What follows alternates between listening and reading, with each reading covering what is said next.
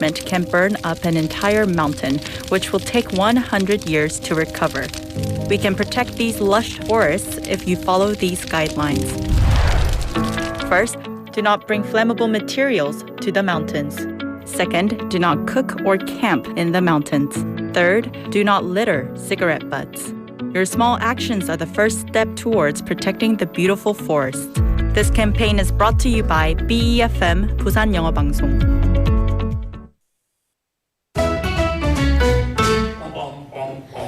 Want to be a friend of BFM 부산영어방송? You can chat with BFM through our Kakao Talk service.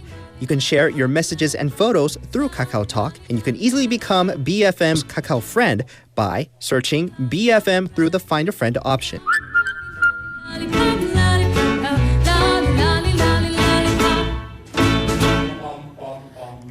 Come share and chat with us at BFM anytime, anywhere for free. Don't forget to add BFM 부산영어방송 to your Kakao friends list. Man, I haven't got a chance. I call 지역 경제가 힘차게 출발합니다. 기업들이 고객을 향해 더 빨리 가려면 방송 광고라는 엑셀을 밟으세요.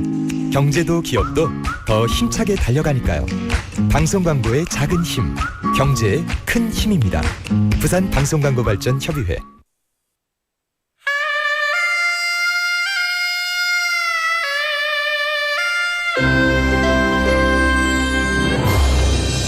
The time is now 7 o'clock.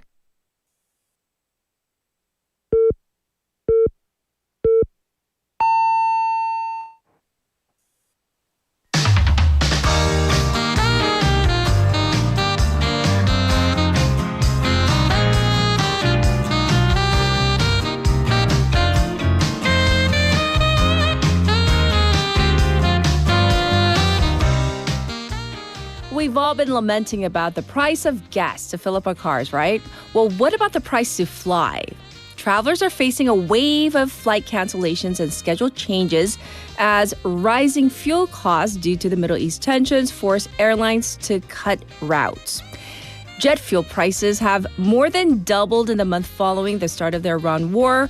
We're talking from around $100 to over $195 in late March. Low-cost carriers, the LCCs, have been the first to cut back on their services. For travelers who have already booked their tickets, some have received unilateral notices of flights being suspended or altered in some way. And for those who have booked through agencies or online platforms, getting refunds or getting issues resolved is even more difficult. So I understand airlines, they have to make adjustments, but at what cost to travelers? I'm Catherine. This is Morning Wave in Busan on Wednesday, April 8th on BEFM 부산영어방송.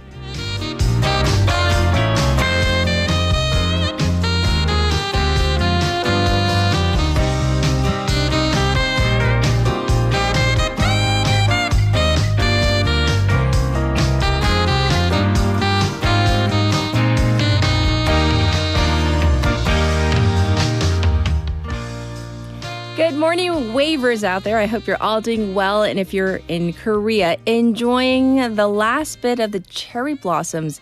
I was a little sad yesterday just driving around, went to lunch and had dessert to see all the blossoms falling already. Yes. It was really beautiful, though. It did look like, like a kind of pale pink snow coming down. So, gas prices. That's on the mind of most people. If you're a driver or maybe even if you take public transportation, people are worried like, are prices of things, even that going to go up? But anyhow, gas prices right now across the country are in the mid 1,900 won per liter range, with prices in Seoul peaking at over 2,000 won per liter. So as the U.S. and Iran are negotiating their ceasefire, all eyes are once again on, you guessed it, the Strait of Hormuz, to see if this will lead to the opening of this vital waterway. If this conflict has taught us anything, it is geography. How important this narrow waterway halfway around the world is, and how blocking this waterway can deliver such a huge blow to the global economy.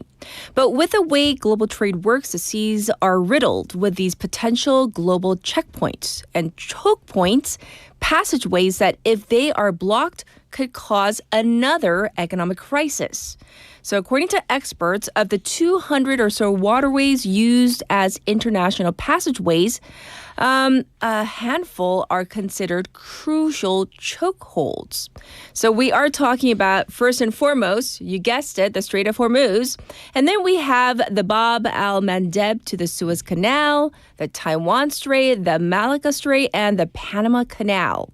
So the Malacca Strait, a shipping lane that connects the Indian and Pacific Oceans, for example, that is the busiest waterway, responsible for about 30% of all global trade, including the oil that comes through the Strait of Hormuz.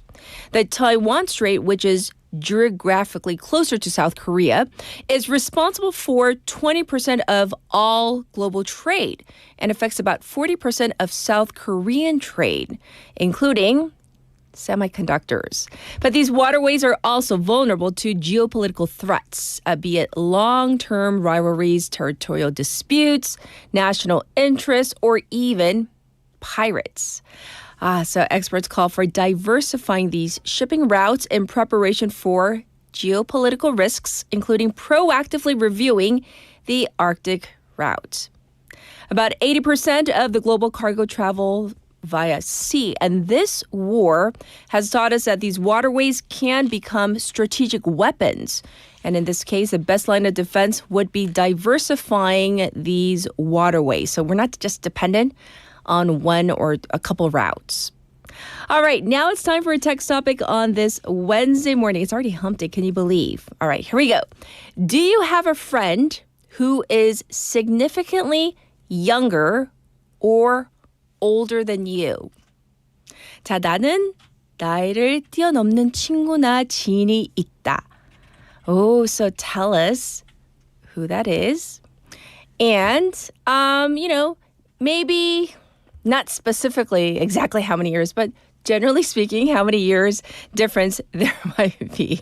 So yes, as our producer already typed away, our Morning Wave family, seriously, not just our team, but I'm talking with all the waivers out there. Oh my gosh. All our ages are so different. We're talking about in our 20s all the way to 50s, 60s, beyond. And I feel like, because we have one thing in common, right? We converge together at 7 in the morning and we have conversations about news. But more importantly, I love your conversations, your side conversations that has nothing to do with the show about like, how are you? Or did you get, did you get home okay? Are you still in the hospital? All these little things are really, really important. So you can send in your messages to BFM's live stream live chat on YouTube. Go to the YouTube platform and type in BEFM 부산영어방송 to find our channel. Subscribe, log in, and chat with our other waivers from your phone, pound 9050, shop 9050. That's going to cost you 100 won. You can also reach me through Kakao Talk. It's free. Find us, and then when you add us as a friend, you can send in your messages and photos as well. The ways you can tune into Morning Wave in Busan on the radio, 90.5 or 103.3 FM. And like I said, we're streaming live on YouTube right now. You can check us out on the BFM app or the Papang app. Both are free, easy to download.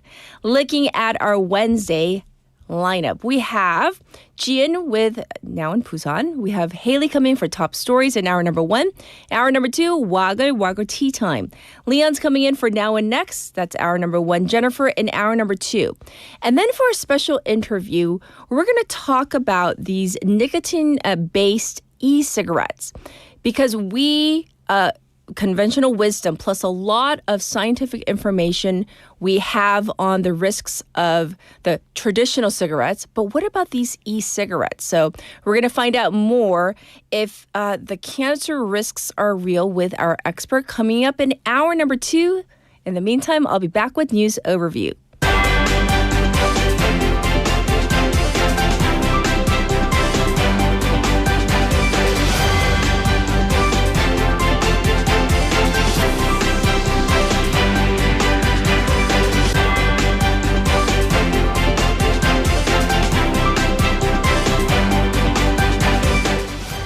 It's now 7:08 and this is News Overview.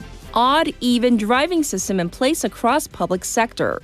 The two-day alternate driving system is in place across the public sector starting today, with cars that have license plates ending in odd numbers unable to use public parking lots today.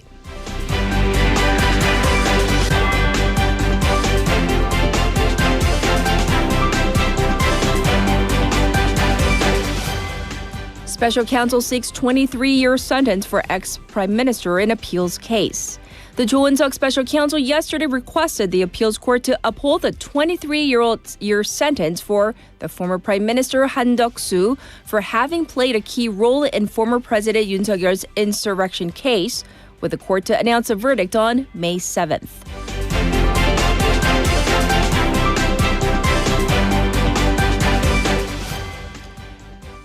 DP nominates Chu Mi-ae for Gyeonggi governor candidate.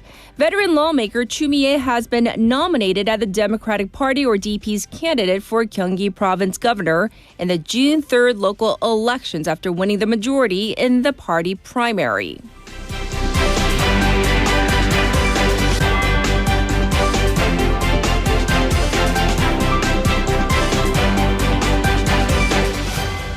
South Korea deports Thai drug kingpin. South Korean authorities have arrested and deported a Thai drug trafficking suspect accused of running an international narcotics operation for more than 25 years to his home country.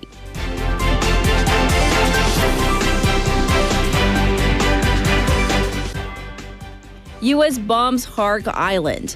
The U.S. said it has struck military targets on Iran's Harg Island, as President Trump warned that a whole civilization will die tonight unless Iran meets its deadline on reopening the Strait of Hormuz. This was News Overview.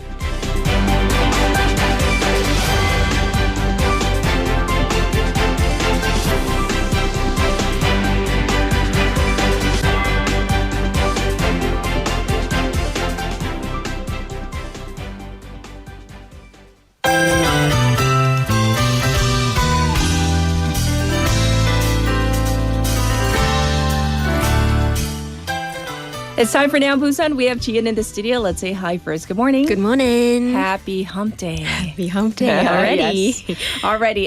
So our text topic is about friends, colleagues that you consider friends that may be significantly younger or older than you. Yes, I think I have so many. Oh. Like, for example, 사장님 downstairs on the first floor. I think we already became friends. I don't know how he thinks, but 사장님은 모르실 수도 있나요? At the coffee shop, right? yes, right next the door. coffee store. I think we became friends, and even with younger people. I mean, why not? Yes. I know it's typically a little hard in Korea because of the 존댓말, The honorifics and Yes. the whole age issue, right? But yes, I mean, why not? Literally. I love that, like, when I came to Korea, everybody, like, the first question was, like, how old are you? And I was kind of, like, taken aback. Straightforward. Yeah, because, like, you know, in the States, it's like you don't ask immediately, like, how old are you? Like, 몇 살이에요? 혈액형 뭐예요? MBTI 뭐예요? Like, all the Fast and Furious, like, real personal Korean questions, right? set, yes. Right. But now it's all, I fully understand. It's a part of getting to know you to get closer Right. to you, right? So, all right, we're going to dive into some local news. Let's start with a climate-related initiative here in Busan. I hear the city is expanding its urban forests this year. So Yes. what's the plan? Busan City is rolling out a major urban forest expansion project with a total budget of 13.9 billion won. Yes. The plan covers 11 sites, including the Haeundae Arboretum, and focuses on improving the city's climate resilience, not just adding green space.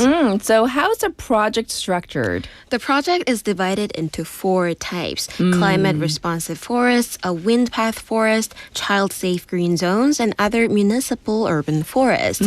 Among them, the climate-responsive forests are the core, designed to reduce the fine dust, absorb carbon, and lower urban temperatures. I see. So this is really about climate adaptation as well, I'm thinking. Exactly. Studies show that urban forests can lower surrounding temperatures by up to 7 degrees Celsius and increase humidity, helping to ease the urban heat island effect. Right. They've also been shown to significantly reduce fine dust levels over time, especially when placed between industrial and residential areas. I like this idea, the whole idea of having urban forests.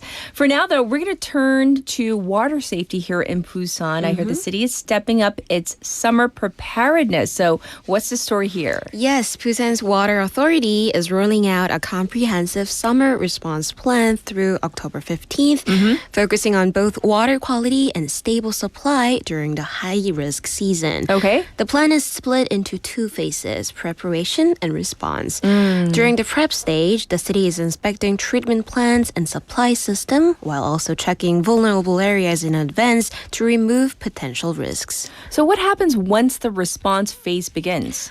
From mid-May, the focus shifts to real-time management. Okay. The city will strengthen water quality monitoring, step up larva inspections, and tighten control over the supply system to ensure stability even during emergencies. They will also conduct regular checks at upstream water sources while running detailed water quality tests across multiple indicators. Right. And what about issues like algae or heat waves? Because every year we get the jokes like, 녹차 latte, the Nakdonggang River.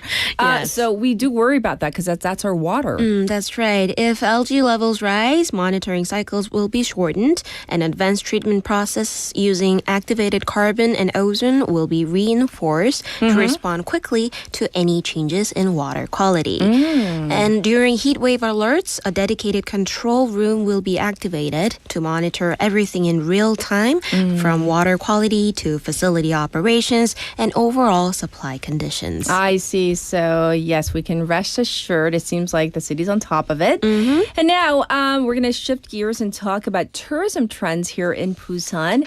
So the city's old downtown areas are actually gaining popularity among foreign visitors. So first, what's going on? That's right. Busan's original downtown neighborhoods are Yes. quickly emerging as new hotspots for international tourists, and the growth is pretty striking. According to data from the Korea Tourism Organization, the top 3 areas nationwide for international visitor growth in the first quarter were all in Busan. Oh. Bongnae-idong in Yeongdo-gu district ranked first, with visitor numbers jumping more than tenfold compared to last year.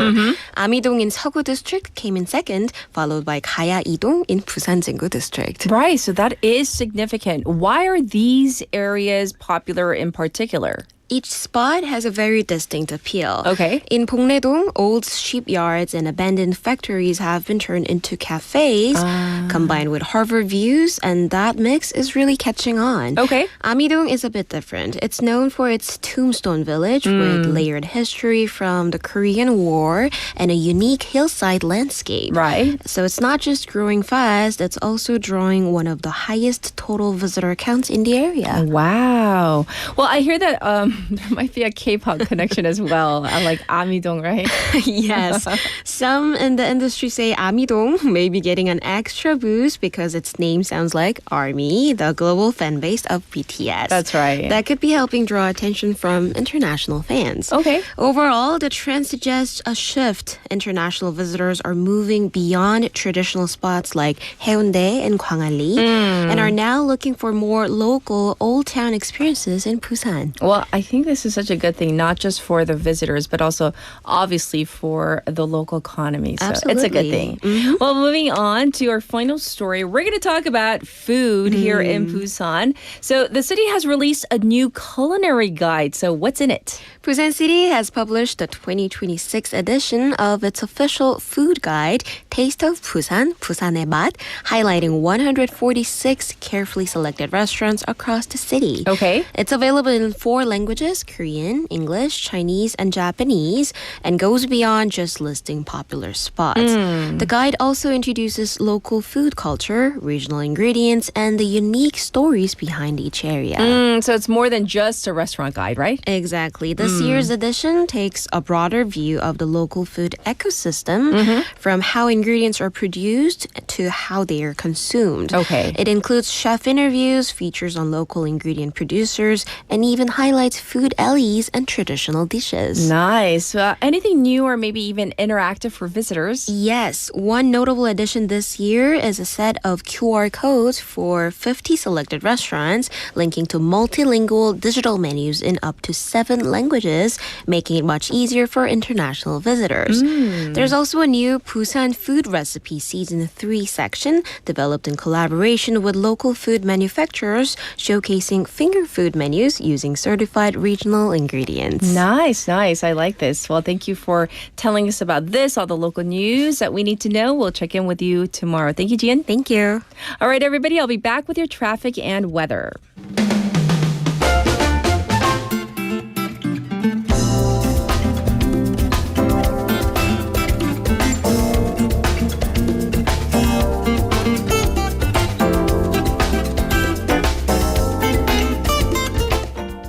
It's time for your traffic report. It's 7:18. First up, there's an accident on Yeonsu-ro from Mangmi intersection to Mangmi-goge, right in the middle of that intersection.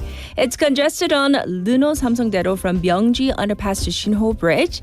There's some backup on Nakdong-Namno from Hadan intersection to Hagwon Bridge.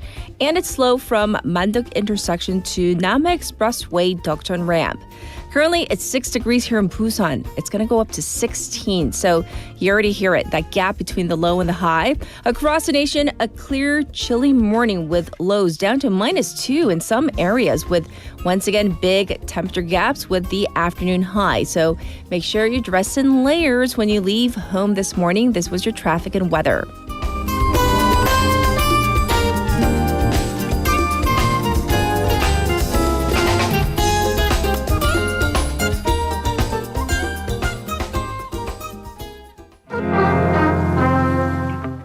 We got this message from Kevin saying, Kat, I'm going to watch the whole show, so could you guys play this? So Easy by Olivia Dean. Cake, the cherry on the top. It's heaven in my heart, and we could find you some space. I could be the world to you, the missing piece, the extra sentimental kind of chemistry. Some people make it hard, with me that isn't the case. 'Cause I make it so easy to fall in love. So come give me a call and we'll fall into us. I'm the perfect mix of Saturday night and the rest of your life. Anyone with a heart would agree. It's so easy to fall in love with the way I do my hair, the way I make you laugh, the way we like to share a walk in Central Park. I could be fresh air, might be the girl of your dreams.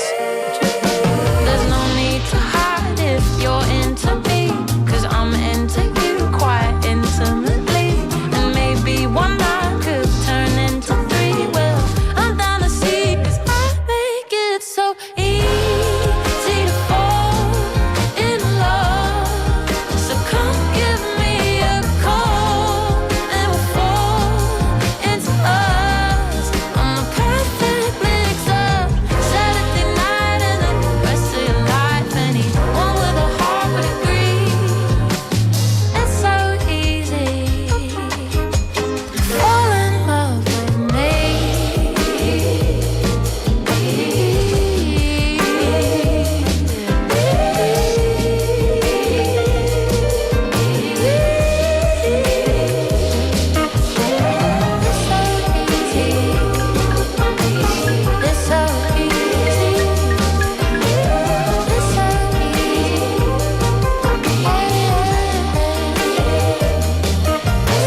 Easy to fall in love. So come give me a call and we'll fall into us. I'm the perfect mix of Saturday night and the rest of your life. Anyone with a heart would agree. It's so easy to fall in love with me.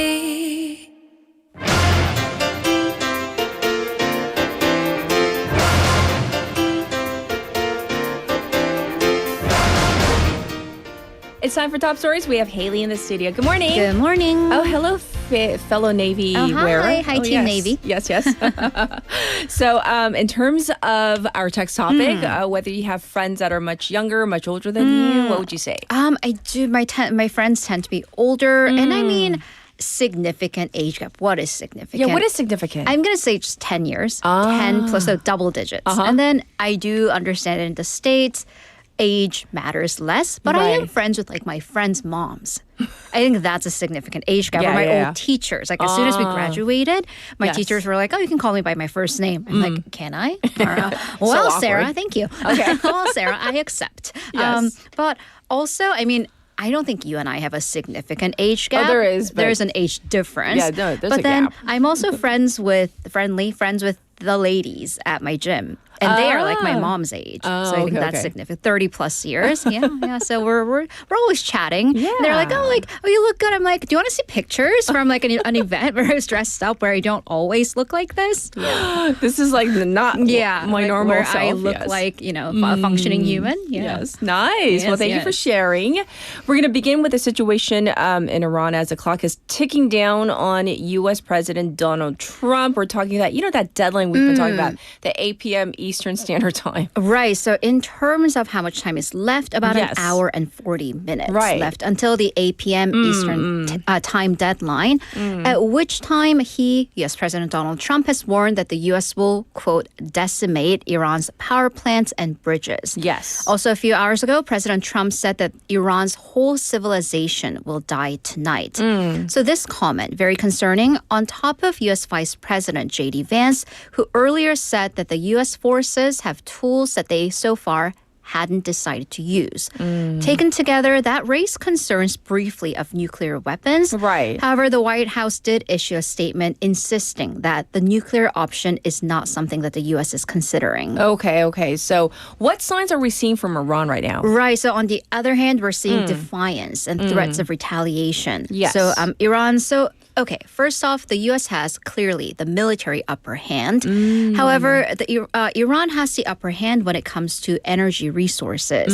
And Iran's Islamic Revolutionary Guard Corps said that they were willing to take this beyond the Middle East, suggesting that Iran would target oil and gas production facilities in the Gulf and even elsewhere. Sure. But that, if it were to happen, would send the world economy into a shock. What's more, some authorities in Iran are encouraging its citizens to form a human chain or human chains around power plants. Right. And this is a tactic that Iran has used in the past.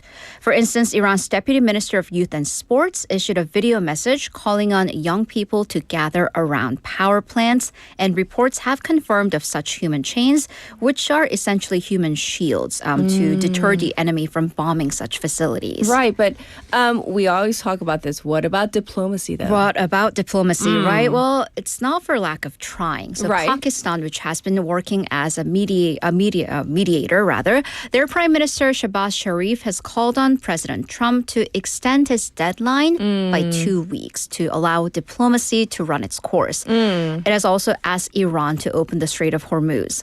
Also, Pope Leo, the first American pope, he said that Trump's previous threats about a whole civilization dying was truly unacceptable. And the Pope also urged people around the world to contact their political representatives and press for the end to the conflict. The White House on Tuesday local time said that President Trump was aware of this proposal by Pakistan, but will he? I mean, we will have to see in at least about an hour and a half. Yes. So in the meantime, we have other news to cover. So up next, President Lee Jae-myung met with the leaders of the two major parties yesterday. Right, so President Lee Jae-myung, Democratic Party's chair Jung Cheong-rae, and People Power Party (PPP) chair Jang Dong-hyuk met for the first time in about 7 months. This was a livelihood and economy meeting in Cheongwade, plus a luncheon hosted by the president. So a little bit of backdrop, the three were supposed to meet back in February. However, that meeting was canceled about an hour before it was supposed to take place upon Jang Dong-hyuk's decision. Okay. So this comes as the parliamentary committees are convening right now, and they're nearing the end of deliberations to that 26.2 trillion won extra budget bill. The previous agreement said says that they will handle this bill, meaning pass it through the National Assembly by the 10th. So that would be this Friday. President Lee very clearly showed that he will be playing a mediating role as his tie was blue and red striped tie. And there was a moment kind of emblematic of the intent of the meeting. Everyone was seated and taking photos. And in the middle, President made a reference to DP Chairman Jung Chong-rae. He earlier refused to, quote, shake hands with the forces of insurrection.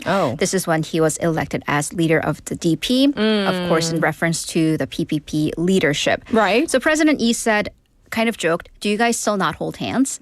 And just grabbed both of their hands, put them together and put his hands on top of them, meaning you guys are going to unite for the sake of the country. Okay, so what issues did the leaders discuss? Right, so let's get into the meat and the content. The two rival party leaders, they generally agreed, at least in the framework of the need for the extra budget, but of course they differed on specific programs. Right. President Lee Jae-myung said in the opening remarks that the extra budget is in no way, quote, cash populism, as some critics have said, but people's tax money being used fairly and reasonably, urging cooperation within the National Assembly. However, the two sides were split on, political issues, right? Right. So because the budget was not the only issue that was on the agenda, this included voting on a constitutional amendment referendum in time for the June 3rd local elections. So PPP's chair Chang was in direct opposition to this plan, while the president asked the leaders to discuss this in a serious and positive manner. Okay. Chang actually asked the president up front that before they discuss the constitutional amendment, the president should swear to the people that he won't seek a second term. Yes. So a bit of background to why this comment came about. Currently, South Korea has a single-term 5-year presidency. Right. An amendment would seek to change that to possibly 2 terms, 4 years each. President Lee said that at this point, it is essentially impossible to serve 2 terms. The participants also differed on interpretations of economic indexes, be it real estate, currency, and the economic growth rate. Yes. All right. So leaving some of the domestic issues there for now, but a little bit of a tie-in. The presidential chief of staff is in the Middle East to secure more crude oil amid this energy crisis. Right. So Chief of Staff Kang Hoon-sik departed for the Middle East yesterday afternoon, saying that he's visiting Kazakhstan, Oman, and Saudi Arabia. So he will be accompanied by this delegation, including officials from the Trade Ministry and other relevant agencies, as well as members from energy companies. So Kang said that the delegation will discuss ways to secure crude oil and NAFTA. Yes. He explained that the most urgent task at the moment was to manage the stable supply of such essential materials and that we are in a desperate need of securing alternative supplies of such material until the Middle Eastern situation is completely resolved. Right, and I feel like it's all interconnected because we're going to talk about next the country's oil companies that are awaiting their first quarter or Q1 report, which is expected to be quite good, but interestingly, that's the opposite of what they want. Right, because, with their quarterly reports, it is tied to their stocks performance. So you usually want that to be good. But let's add to that the fuel price cap that's been implemented since, 4 weeks ago. So if the fuel price cap weren't imposed, then if the market went in its natural ways, industry insiders say that oil prices right now would be at around 2,500 won per liter for gasoline. Right, 3,000 won per liter for diesel.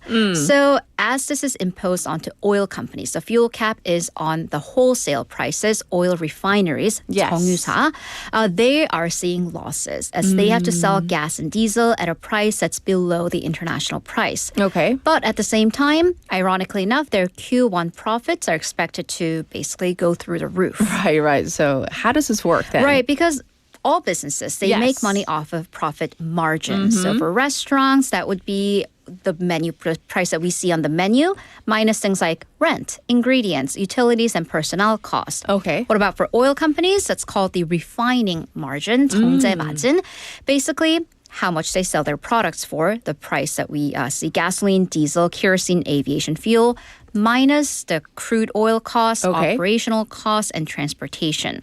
Apparently, the break-even point is considered at about $4 to $5 per barrel. Oh, okay. So where does this refining margin stand, though? Well, the thing is, it looks great on paper. Right. Because the refining margin had spiked to $40 per barrel. That's 10 times usually the break-even point. Yes. One executive from a local refiner says they're actually looking at a whopping 3 trillion won Q1 profit for the entire industry. Okay. But that is very skewed according to these refiners because it's temporary. It's more of an illusion because the products they made and sold at a more expensive price is from the cheaper crude oil that they had brought in before the conflict in the Middle East started.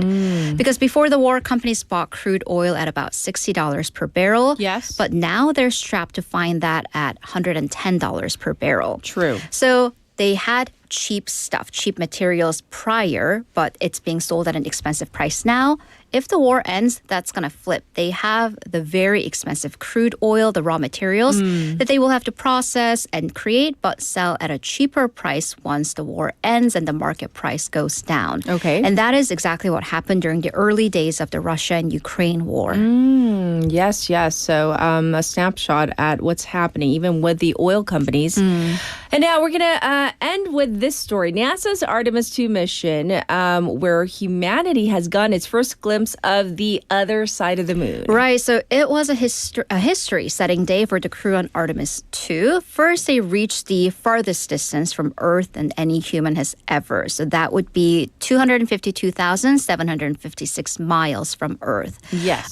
The Integrity spaceship, the Orion capsule, also reached and passed now the far side of the moon. We colloquially call that the dark side, but it is more accurately the far side that's never before seen by humans. Sure. This also involved a communication blackout of about 40 minutes, which is, of course, always a tense moment, Sure. but they're back.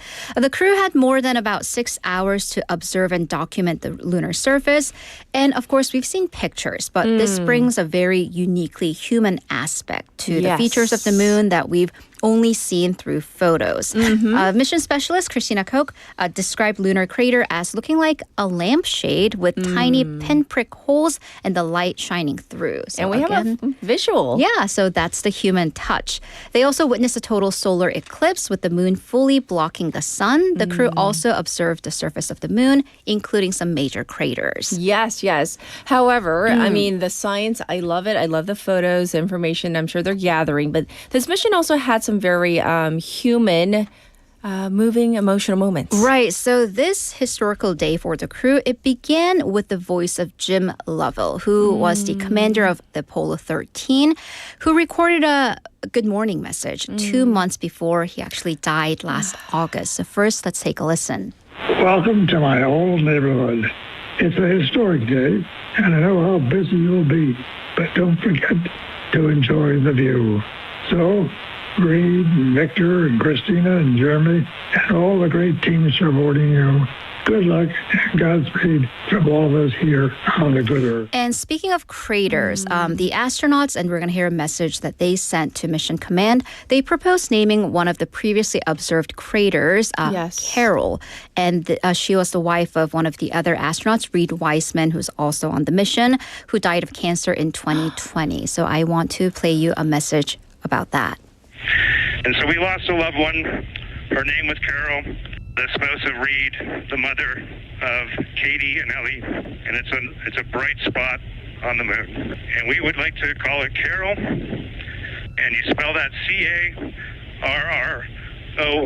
Carroll. That's such a beautiful moment. Aw. As I was writing this on the subway, pretending like I had allergies. Oh, no.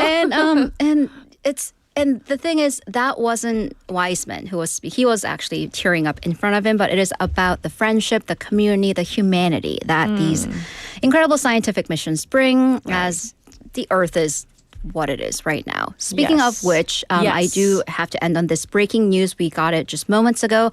President Trump has apparently agreed to cease the attacks, meaning suspend the war for 2 weeks. 2 weeks. It's breaking right now. We'll bring you more as we get more. All right. Well, thank you for all the stories, and especially that last one. And we'll check in with you now in number 2. See you in a bit. Oh, we need a song break right now because I'm teary-eyed. Vincent by Don McLean. Paint your palette blue and gray. Look out on a summer's day with eyes that know the darkness in my soul. Shadows on the hills. Sketch the trees and the daffodils. Catch the breeze and the winter chills in colors on the snowy linen land.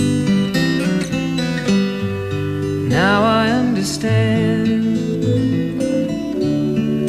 what you tried to say to me, and how you suffered for your sanity, and how you tried to set them free. They would not listen, they did not know how. Perhaps they'll listen now. Starry, starry night, flaming flowers that brightly blaze, swirling clouds in violet haze, reflect in Vincent's eyes of china blue, colors changing hue. Morning fields of amber grain, weathered faces lined in pain, are soothed beneath the artist's loving hand. Now I understand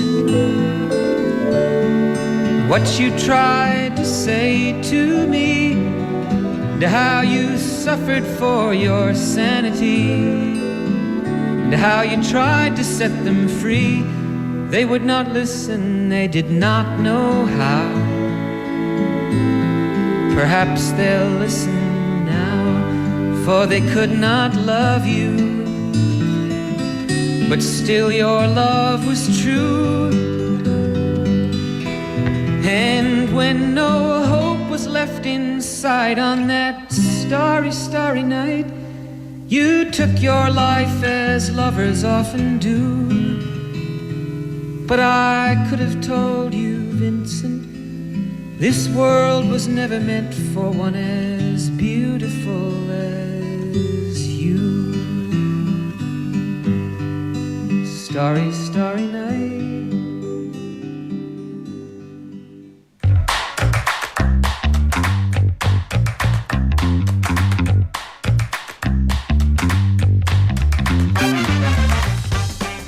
It is time for Now and Next. We have Lian here. Good morning. Good morning. Yes, yes. So Yes.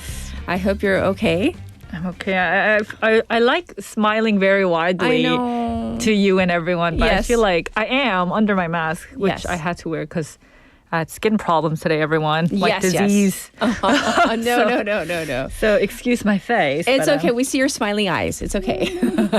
All right. So text topic time. Do you have a friend who is significantly younger or older than you? Yes, for some reason, all my besties are 딱 10 years older than me. Oh. I don't know what it is about uh-huh. this 10-year gap. Uh-huh. So I consider like 3 people like my best friend. Uh-huh. They're all 10 years older than me. Oh. So I had gathered them together one day. Yeah. And they got along so well because 우리 다 동갑인데 이게 뭐냐고 약간 like that. Yeah, 맞아. So yeah, I think I've always liked 언니's, but this 10-year gap was something to me. I think it Okay, really, okay. I get along with them a lot. So. Okay, interesting. Yeah, 10-year Yes. gap, I like. Yes, but I definitely think, like, I was writing and posting, I was like, I think diversity, that's what makes some friendships really special. Not because Yes. you're all from the same background, all the same age. Right. That's okay too. But sometimes having something a little different. And as I get older, I have this small hope that even if I'm 40, 50, I would be able to make friends with the MZ generation. I just don't want to be that 꼰대, the older person who don't understand. You know what I mean? Exactly. 그 언니보다 이제 동생 친구가 갖고 싶은 나이가 된 것 같아요. Okay. So any takers, younger people? Yeah, I'm young. Yes, hit up Lian. All right. So what are we discussing today? Right. So we talked a little bit of AI last week, but I didn't get to talk about how AI is being used in the pet content field. So have you heard of what's called a 견생샷? What is that? So we have 인생샷, like our best photos of ourselves. Yes. But there's also 견생샷. 견 as in the dog, right? So there's been a surge in people using AI to create what's called this life shot photos of their pets. So instead of booking a professional studio where it can cost quite a lot, people just upload a simple photo of their dog or their cat and generate this high quality image in seconds. Wow. So for a lot of pet owners, of course, the convenience is a big part of the appeal. Sure. But it's not just about the convenience, how it's cheap to make. It's more about its the ability to make something you couldn't before. So we're talking about, we're not just talking about just like pretty photos of your pet, but like it's so cute. I don't know if you've seen them. Pets are placed in situations that can never happen in real life. Like for example, what a human would do. So, for example, working at an office or sitting behind a desk in a suit, like a Maltese in a suit. Aww, we have a couple photos on our YouTube channel. A Pomeranian in bed having coffee with headphones. Love it. Right? So basically, the owner's day-to-day life, but it's like you have put your pet's face in it. That's cute. And so, 거셀 찍는 모습도 그것도 구현해서 AI로 하기도 하고요. 셀카 using the mirror. Yes. And so, in a way, it's almost giving your pet a second life. One that exists only through imagination. But still fun, nevertheless. Right. I mean, those aren't even my dogs. But you should do so it with cute. your cats. I don't know. You know, if they barely pose for like any photos, so it's like they're just gonna be like every time like I try to get a good photo of one of my cats, it's like they move away. So it's like okay, maybe with a rabbit, but with a rabbit. but it might be actually addictive, especially if you think of your furry companion as like family, right? Right. And in the numbers actually really show how addictive this is because on one platform after launching their seasonal filters like the 벚꽃 studio or salon day, which is like 미용실 가는 날 type of images.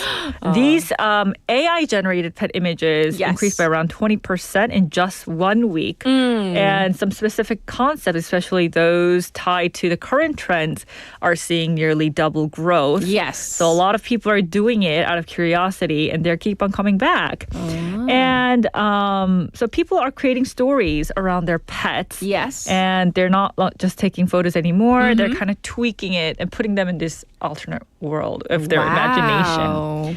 And if you've seen that dancing video of all the dogs that went viral. Yes. They do this and this, right? That showed up on my algorithm as well. And I was like, I'm not interested in dogs dancing, but I guess it was a nationwide thing. Yes.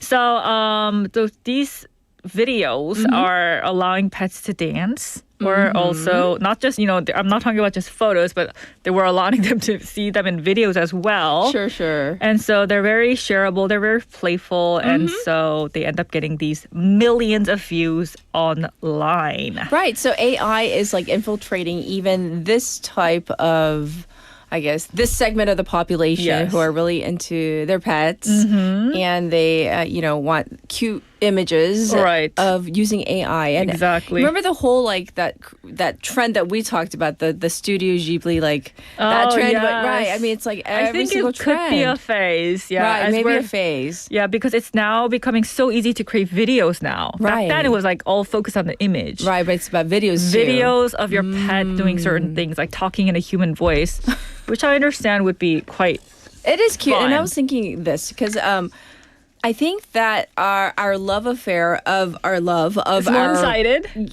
One-sided love for our furry companions or any pets that you may have at home is real. I have an acquaintance. This is a true story. Her dog is kind of a picky dog. 약간 까칠한 Maltese. And she couldn't clip his nails. She took him to the pet shop. I didn't know it was that expensive. 너무 하루 종일 걸려서 30만 원이래요. Oh my. And I was like, 언니, I can clip your dog's. Don't you just put like a mask on the dog and then just do it? Because that's how they do with cats. I think that he has some sort of trauma from before. So it's like he refuses to get his nails clipped. But I was like, really? You're willing to pay 30만 원 to get your dog's nails clipped? But apparently it's a thing. So that's a lot of money. That's the pet industry, just to show you one example of why it's thriving. Going how far to, live happily with their pets. Yes, apparently. And so there's also one more emotional side to this trend as well, not just the trendy part. Because there are people who lost their pets, right? Oh, and that's so true. AI is now being used as a tool for them to heal, to get over their death, the death of their pets. So there's even a term called pet loss syndrome as well. And it's real though, yeah. Yeah, it's real. And for many people, that grief can be just as strong as losing a family member. Right. So up in Ulsan, for example, there's a local pet culture center, which is using AI to help people preserve memories of pets they've lost. So they're making all these video songs and images featuring their pets and giving them as a present to the owner so they can reminisce. Well, thank you for sharing this really hot trend regarding pets. We're going to move on to our next one, though. What is it? Right. So you know how the gas prices have been lately, and it's been a very stressful topic for the past couple of weeks. And so now what's trending now is all the strategies to save fuel while you're driving. Oh, really? Yeah. So how can I change my driving style or tweak it a little so that I could, 가성비 있게, what do you call it? Just like saving money. Saving fuel, right. Saving fuel, like, if we can do it, why not? Exactly. Yes. So what's interesting though, I looked into all these tips and we would just, what's the one thing that comes up to your mind? Like if you're like driving and I want to be very aware of how I spend my fuel, or do you not care at all? Of course. Hello. Sorry. We have it on the eco setting. Eco setting. Yeah, there is a setting and I don't know what it does exactly. You just think it's like eco-friendly things. It says eco, so we press eco. Okay. Right. Well, what are some real things? Well, here's one interesting that I found out right before I came in. Because the weather is warming up and it's becoming, springy weather, and we have our windows down. Yes. Do you think when we're driving in the highway, you would automatically think having the AC on would burn more fuel? That's what I thought. Than having your windows down. But apparently, if you're driving at a fast speed, having the AC on is less fuel burning compared to having all your windows down because of the air resistance. Because all the air is coming in through all your four windows. Right. And your car is having to push forward harder and burn up more fuel. So if you want to, because I've done that before too. I don't want to use my fuel for it. I like natural air. Wind. So I would turn up I wowould turn down the windows. But apparently, if you're very fuel wary, fuel conscious, just turn up the AC and feel so 좀 괜찮을 것 같아요. So that's one tip that I found that was quite interesting.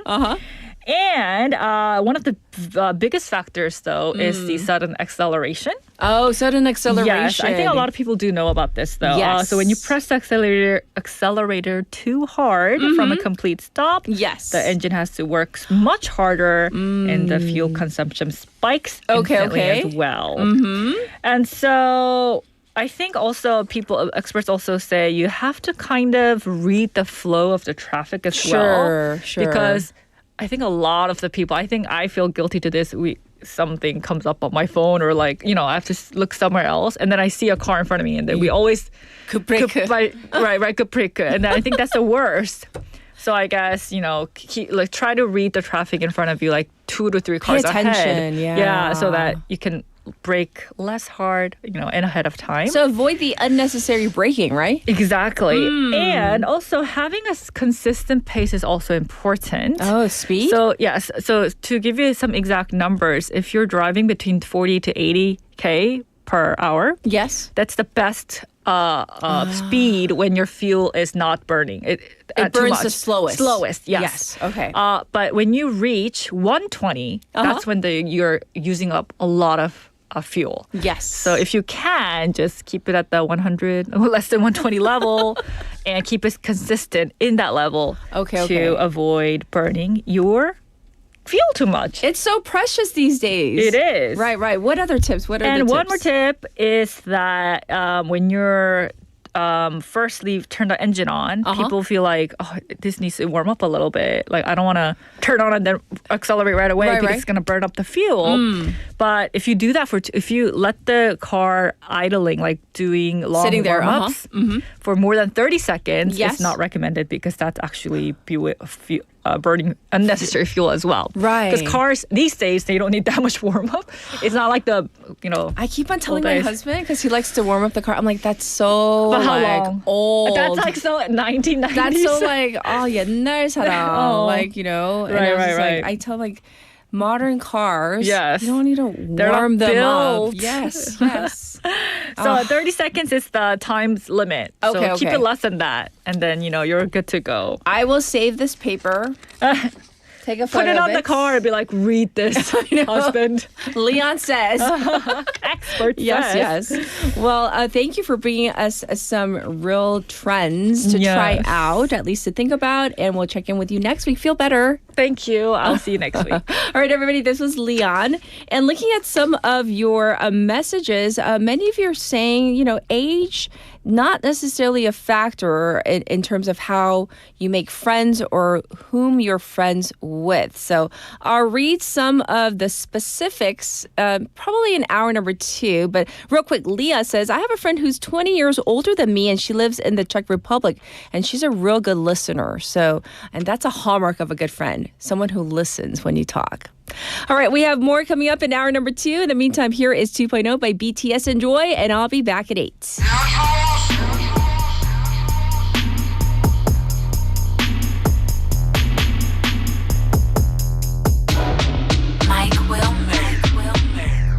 그래 방탄처럼 그게 말은 쉽지 우린 팀툴 누가 맨날 뛰어넘네 웃기기는 한데 사실 안 웃기지 10년은 말야 어린 반푼 없이 stop yeah pull up at your block we gon' knock yeah had your little fun fella pop yeah came back for what's mine we don't stop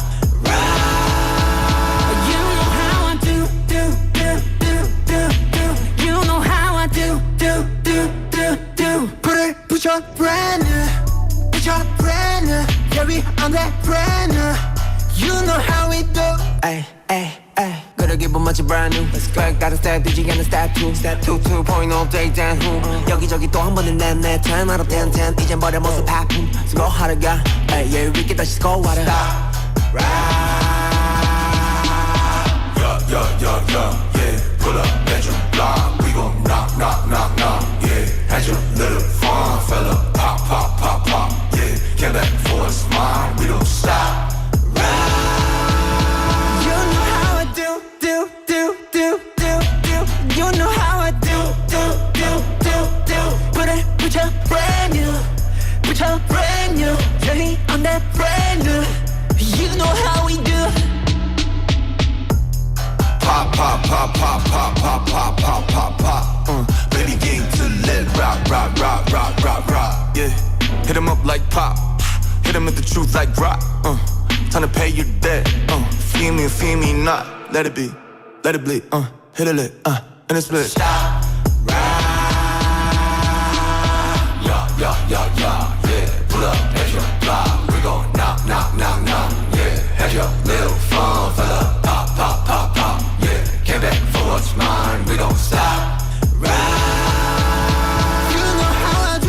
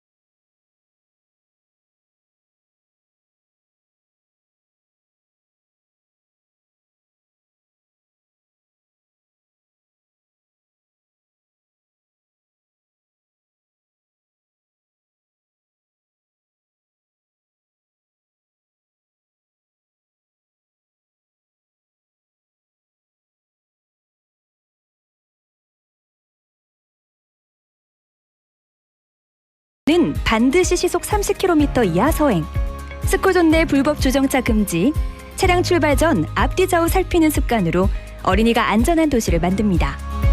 참, 운전 중 휴대전화 사용은 모두에게 위험합니다. 우리 모두를 위한 교통안전, 나부터 실천하면 모두가 안전해집니다.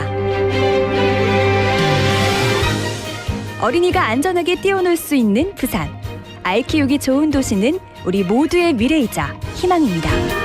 이 캠페인은 어린이가 안전한 부산을 만드는 은행, B&K 부산은행과 함께합니다.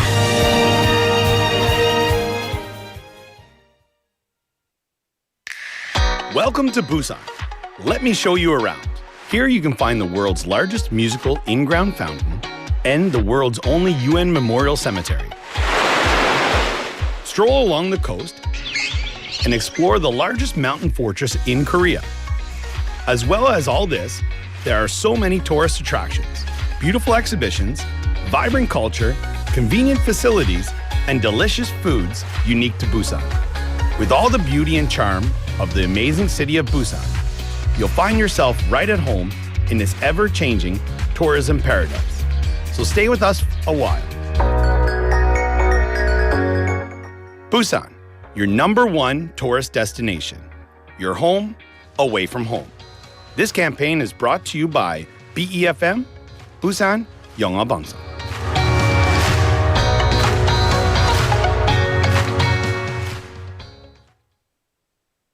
The weather is so nice today. I'm sure this won't be a big deal.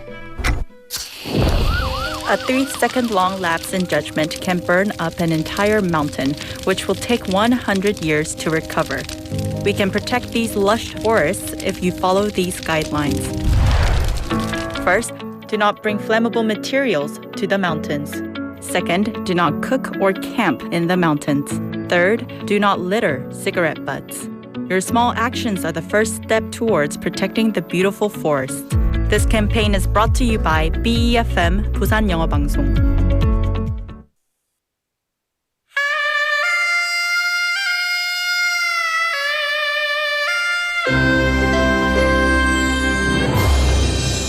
The time is now 8 o'clock.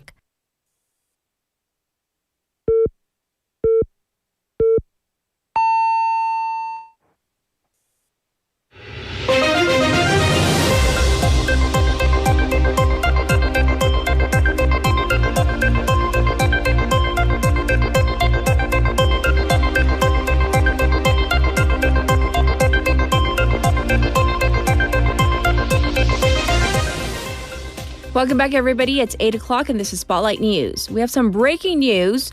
Trump announces 2-week ceasefire with Iran. U.S. President Donald Trump said that he has agreed to suspend the bombing and attack of Iran for 2 weeks, adding that Iran's 10-point proposal was a workable basis for negotiations. Trump said via social media that if Iran has agreed to the complete, immediate, and safe opening of the Strait of Hormuz in the ceasefire mediated by Pakistan, Trump also claimed that the U.S. has already met and exceeded all of its military objectives and will now focus on agreement concerning long-term peace with Iran.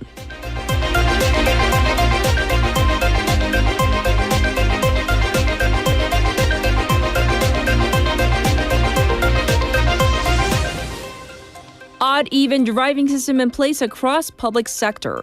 The 2-day alternate driving system is in place across the public sector starting today, with cars that have license plates ending in odd numbers unable to use public parking lots today. The system applies to all vehicles using public parking lots, including government employees and visitors. Those who qualify for exemptions may have to acquire an entry pass. Under the system, cars with license plates ending in odd numbers may operate and use public parking lots on odd days. Cars with even license plates may operate and use public parking lots on even days, such as today.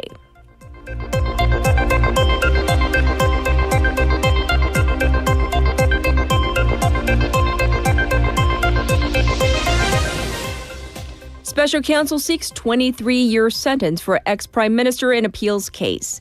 The Cho In-suk special counsel yesterday requested the appeals court to uphold the 23-year sentence for former Prime Minister Han Duck-soo for having played a key role in former President Yoon Suk-yeol's insurrection case, for the court to announce a verdict on May 7th. The defense argued that Han not only opposed the martial law imposition, but also did not partake in the insurrection. Han, in a tearful statement, insisted that the former president did not listen to the cabinet's attempts to dissuade him. The special counsel also sought a 5-year prison term for former defense minister Kim Yong-hyun for alleged obstruction of justice and destruction of evidence linked to the martial law imposition.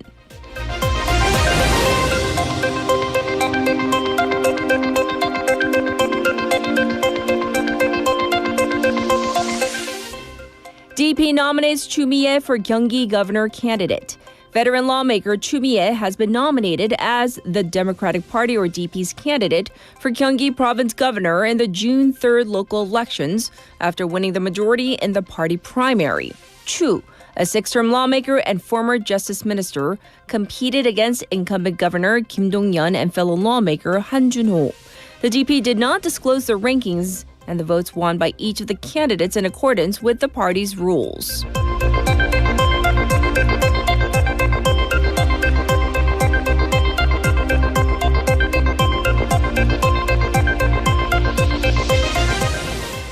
South Korea deports Thai drug kingpin. South Korean authorities have arrested and deported a Thai drug trafficking suspect accused of running an international narcotics operation for more than 25 years to his home country. The 44-year-old suspect was arrested at a hotel in southern Seoul and deported to Thailand yesterday at the request of Thailand's Office of the Narcotics Control Board, or ONCB, according to the National Intelligence Service. According to the ONCB, the suspect is accused of distributing large quantities of narcotics, including 11.5 tons of methamphetamine, 271 million yaba pills, and 5 tons of ketamine across multiple countries. And this was Spotlight News.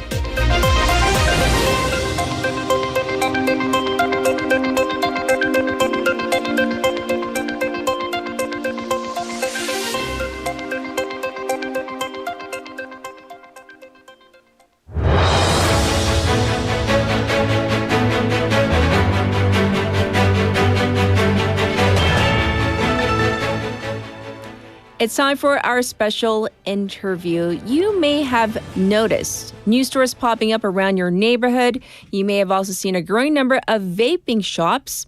In South Korea, e-cigarette use has been steadily rising, with recent estimates suggesting that nearly 1 in 10 adults now use vaping products, even as traditional smoking rates continue to drop. But as vaping becomes more widespread, questions are also raised about its safety and long-term health effects. Today, we're looking into what we actually know so far and what questions still remain. Joining us today is Dr. Anna Tillery, postdoctoral research fellow at Columbia University Mailman School of Public Health, with research focuses on the impact of rural air pollution exposures on cardiovascular health and electronic cigarettes. Hi, welcome to the program. Hi, thank you so much for having me. Good morning. Yes, good morning. So to begin, if you could briefly explain what e-cigarettes are and how they differ from the traditional cigarettes that we know of. Yeah, of course. An electronic cigarette is always composed of 3 parts: a battery, a heating coil, and the e-liquid that typically contains the nicotine and the flavorings. That's what you're actually inhaling and what you're actually using the device for. The way that they work is the battery superheats the heating coil, which is coming into contact with the e-liquid, generating an aerosol that the user then inhales. Nowadays, e-cigarettes are typically using a synthetic nicotine derived in a lab it's pretty far from a traditional tobacco cigarette by this point, where we're no longer burning the tobacco leaves themselves. We're inhaling an aerosol created with synthetic nicotine and using a lot of different flavorings with a lot of different chemicals inside of the liquid itself. Thanks for the explanation. So here in Korea, we often distinguish between the liquid e-cigarettes and then the heated tobacco products. What's the difference? How do they work differently? Yeah, the heated tobacco products, we call them heat not burn tobacco products a lot of the time. They're similar in that they look a lot like an electronic cigarette where they have their battery, but they're typically using the tobacco leaves themselves, processed tobacco, similar to a traditional cigarette. But the way that they're working is the battery is heating the tobacco leaves to produce a nicotine vapor that you're then inhaling. Okay. So now that we have all the logistics, it took decades for smoking to be definitively linked to cancer.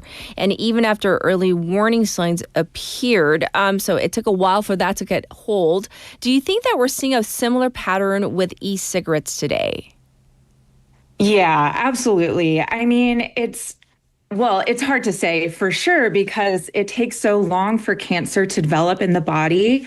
Things that cause cancer, carcinogens, you have to be exposed multiple times, and cancer is a decades-long process in your body. E-cigarettes did not become popular really until the mid-2010s, so they've only been around for about a decade.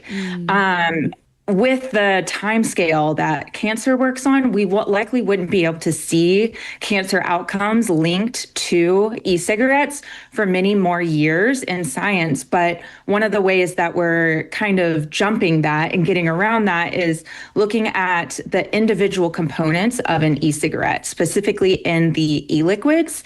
A lot of these are proprietary information by the companies themselves, but we know for sure that there are many different additives in them. Things like formaldehyde, which is a known carcinogen, is a common chemical found in the e-cigarette aerosols. Yes. And the heating coils themselves that the e-liquid comes into contact to generate the aerosol are made out of metal mixtures. Many different metals are comprised of these. They're really commonly made out of nickel and chromium, as well as other metals too, but nickel and chromium are big concerns because the International Agency for Research on Cancer has deemed both nickel and chromium potential carcinogens. And there's high levels of these in the aerosols. Yes. So my next question is this then, because the current evidence, is there definitive evidence, even though we have theories and most experts, of course, you already mentioned that, in terms of the vaping, it's quite new compared to traditional cigarettes. So do we have evidence, hard evidence that there is a link or not quite yet? Where are we on this? Definitely. There's still so much research being done on e-cigarettes. And while we can't make those definitive claims about cancer now, more and more evidence is showing up about links, about health effects from e-cigarette use daily. One of the projects that I work on in my lab is looking at cardiovascular health and lung health associated with e-cigarette use over time. And this is just one project out of many going on across the world. Like I said, these chemicals in the e-liquid themselves are known carcinogens. They're known to cause many respiratory and cardiovascular health outcomes. And we're looking at how these chemicals and the e-cig use could be associated with short-term health effects right now, and then building on that to make inferences about long-term health effects for the future. I see. Right now, we've linked them to established carcinogens. We've linked e-cigarette use to lung and cardiovascular health outcomes like elevated blood pressure, cell dysfunction, increased inflammation in the body, and reduced lung capacity already. And this is just the tip of the iceberg with what we'll start to see as people are using these devices for years and years and years. Yes. I hear that there are research findings that mention things like DNA damage and inflammation. Can we touch upon that? Yeah, they sound very complex, and there's a ton of things going on in the body when we talk about DNA damage and inflammation. But DNA damage specifically, it occurs when a chemical alters the structure of your DNA strands in a way that prevents it from functioning normally. So in a normal cell, your cells divide and they copy your DNA over into these divided cells that then continue on dividing and performing their normal functions in your body. When these chemicals come into contact with your DNA, they're essentially altering the code of your DNA. They're messing with it, preventing these normal functions from being performed by your cell. So over time, as your cells keep dividing and this damage builds up and up and up, your cells stop performing their normal tasks and can begin to do things like grow uncontrollably, i.e. cancer, because the original code is so damaged. And this is the kind of thing, it happens naturally every day as you step outside and go into the sun. Our body has a lot of functions to prevent DNA damage. But when we're doing things like smoking cigarettes, using e-cigarettes daily, our body isn't able to keep up with the amount of damage being caused, and things start to slip through the cracks, and that's how the damage builds up over time. I see. Well, some experts are also concerned that e-cigarettes may act as a gateway, especially for young people, leading them to start using not just from e-cigarettes, but to traditional cigarettes, or even beyond that to other drugs as well. So is there evidence suggesting these types of links? Definitely. There's been a lot of research already looking at youth use of e-cigarettes and then the likelihood of using traditional tobacco cigarettes as well. And we found that use of e-cigarettes is highly associated with future traditional cigarette use. And we found that young people who use e-cigarettes then perceive traditional tobacco cigarettes as less harmful and also less addictive than young people who do not use nicotine daily. So this is a huge concern because it does kind of lower your perception of danger when it comes to traditional tobacco cigarettes. Indeed. And when it comes to the long-term health effects of e-cigarettes, in your opinion, Dr. Tillery, what are some of the biggest unknowns and also, concerns? For me, one of the biggest things that I'm concerned about is young people that are using e-cigarettes long-term because they start the regular use of these devices while their bodies are still growing and developing. Right. We don't really know how the chemicals in these e-cigarettes will affect our bodies long-term and if they'll impact development, and they're starting to use them in these very important timeframes of their body's development. And these chemicals can affect your brain, your lung development, your heart development, things like that. And that's one of the biggest unknowns that it's concerning to me. Yes. And as we wrap up our discussion today, what to you is the most important thing that the public, that we lay people should understand about e-cigarettes, at least for now? Yeah, there's so much misinformation out there about e-cigarettes, and it's really all on purpose. Tobacco companies want us to be confused and doubt the science about these things so that we'll continue to buy their products and will be lifelong consumers of their products. It's the same thing they did with cigarettes decades ago. And people really should have the right to make informed decisions from trustworthy scientific sources about what goes into their bodies. So there's no such thing as a healthy nicotine product, no matter how much marketing goes into the heat not burn products or the e-cigarettes. And just because something is advertised as better than cigarettes, traditional tobacco cigarettes, doesn't mean it's harmless. Yes. Well, thank you so much for letting us know about the latest information regarding e-cigarettes. Wishing you the very best. Thank you for coming on air with us. Thank you so much for having me. This was Dr. Anna Tillery, and we talked about the risks associated with nicotine-based e-cigarettes. And of course, not having that definitive cancer link, at least not yet. A lot of research is being done at so many different levels. So this was your special interview for this Wednesday morning. I'll be back with your updated traffic and weather. Good morning. Good morning. 굿모닝입니다. Good morning. 좋은 아침입니다. Morning wave in Busan. Morning wave in Busan. Morning wave in Busan. Major news, local buzz, and expert takes, it's all here on Morning Wave in Busan. Brighten up your morning commute with Morning Wave in Busan. Morning Wave in Busan.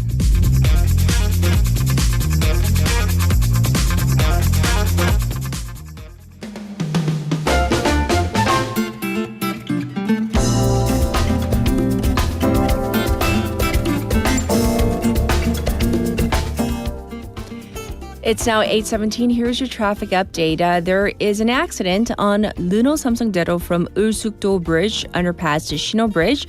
This accident is between a car and a cargo truck right past Myeongho Bridge.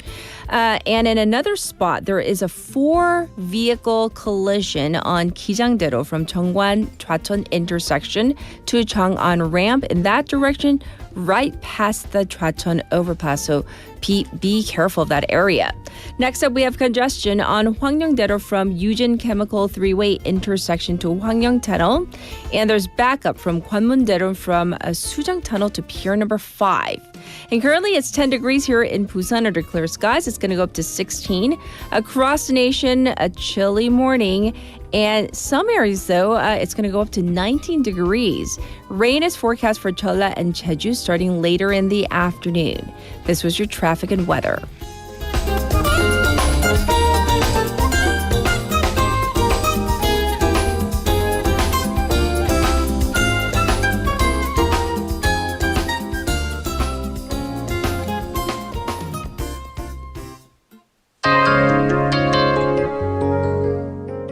We have a song request, so this is Nothing's Gonna Change My Love for You by George Benson.